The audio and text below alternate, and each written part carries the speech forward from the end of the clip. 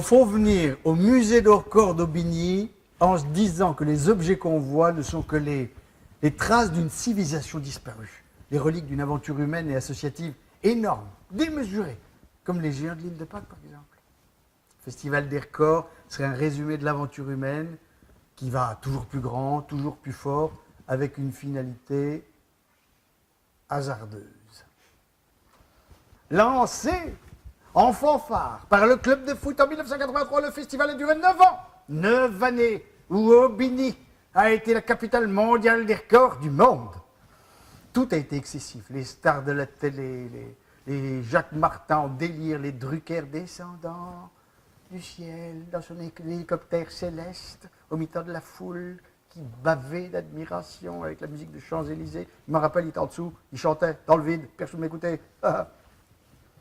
Ils sont tous passés à Aubigny pour y voir la plus grande berouette du monde, le plus grand sabot, la plus grande écharpe, la plus grosse galette, les 10 376 levées de jambes de French Cancan, les 240 parpaings posés en 50 minutes 43 secondes,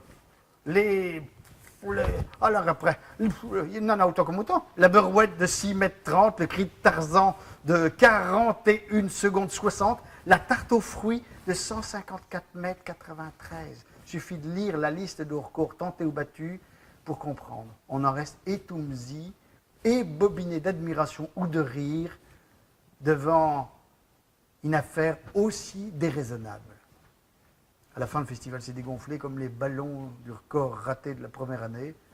Fatigue des records eux-mêmes, des bénévoles sans aucun doute. Il suffit de lire la liste des détenteurs de records pour comprendre l'implication de la commune, des artisans qui ont sans doute passé des nuits, des mois à fabriquer, organiser cette course ahurissante vers la vie éternelle dans le Guinness Book des records. Aujourd'hui, une nouvelle génération est en train de reprendre le musée en main. Non plus pour vivre dans la nostalgie des héros disparus, mais pour en faire un témoignage rare d'une communauté à l'œuvre, d'une farce inutile et magnifique faite par de petits géants.